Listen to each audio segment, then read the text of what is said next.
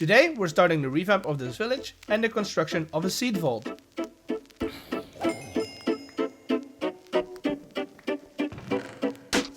Welcome to a new video on the Create world, and today I'm back at the Emerald Town to prep for some automated farmer's delight.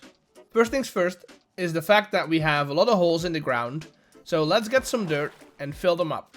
I'm making sure that there's at least 2 layers of dirt because most of these will be fields or pathways. Once I'm done with that, I want to redirect some pathways and add some stairs here and there because the village layout is pretty cool, but the roads are all over the place. So we'll have to lower some and raise others. Now that the terraforming is done, we can plant some trees and I guess just wait for a bit. I should have done this before all the dirt placing, but you know, life is life. What we do need is the leaves. So now that the trees are all grown, we can go around with our hoe and gather a couple of stacks worth of oak leaves.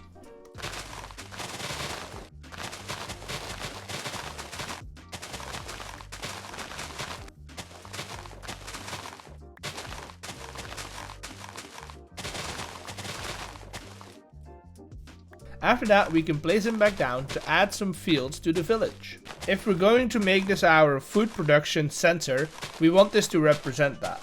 So we've got enough plots for all the veggies, and the only thing that I need is seeds to plant.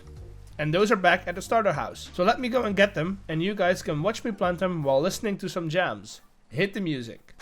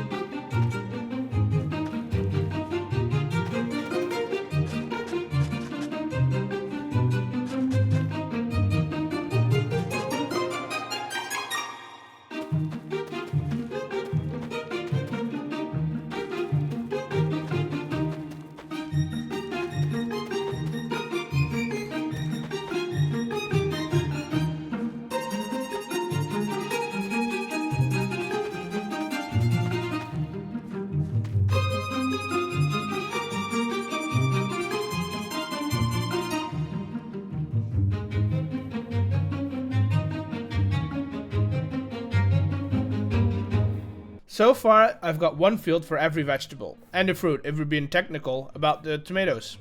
And I want to have a central spot to collect and store all the crops and seeds. I've always liked the idea of having a vault like the seed vault in Svalbard. So let's find a spot and start digging out a place. Right here in the rock face should be fine. The first bit of tunnel is simply going to be an entrance. Then I want to have an elevator, so let's dig down a bit.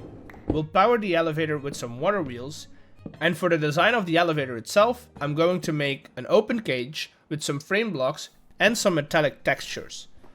I don't want to add doors or solid walls because getting in and out of the elevator should be quick, and I have a plan for the walls of the elevator shaft.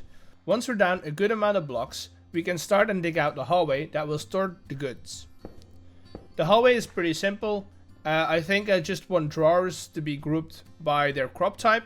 So wheat with their seeds, tomatoes with their seeds, and so on. We'll have to pair up some seedless plants like carrots and potatoes, but that should be it. Now for some decoration and some automated doors. I want the doors to open automatically so I don't have to worry about hidden buttons and stuff like that. So let's extend some power from the water wheels and use these mechanical pistons to have the doors open from the top and the bottom. You can add piston rods at the back of them, which makes them extend the length of the amount of rods that you add. With the use of some redstone links and some frame pressure plates, this should be flawless enough to open up. Now let's hope that the villagers don't get in all the time. For the inside walls, I want to use stuff brick. The roof and the floor will get a deep slate finish, and we can take this deep slate and extend it down the shaft. We'll add in some sea lanterns in the walls for some light, Oh, and do you realize that sea lanterns are really hard to craft when you don't have your guardian farm? But that's a problem for later. Now for the vault level, we'll repeat the tough bricks again and add the same door that we have at the entrance. We can push the wall back one block and add some girders as support, and you might notice that I added some lights in the ceiling. They are redstone lamps with the same texture of the sea lanterns. This is because I want to add a fun effect with the lights.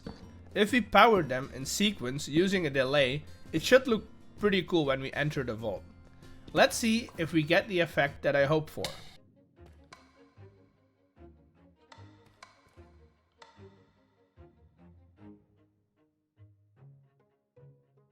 It's pretty much perfect. I have plans to extend the hallway a little bit more, and I think that might make the effect look even better. Now we just need to prep the next stage of the vault.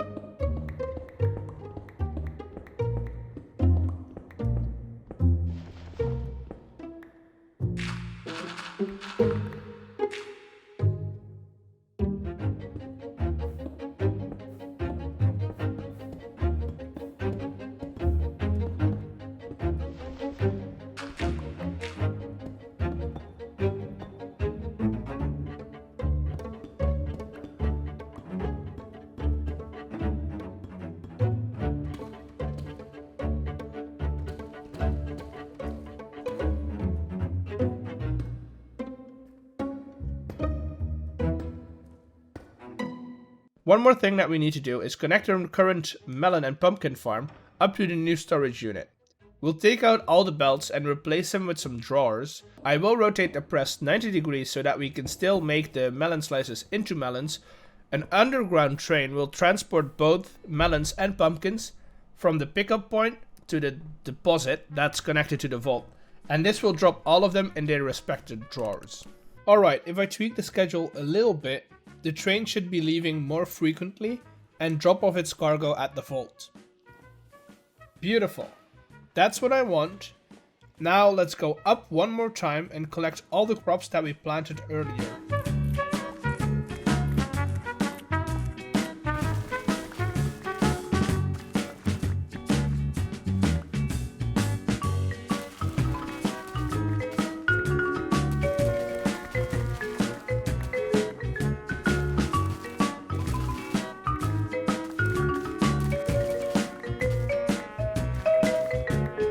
And we'll drop them off in the vault for next episode. And I think that this is about it for this week.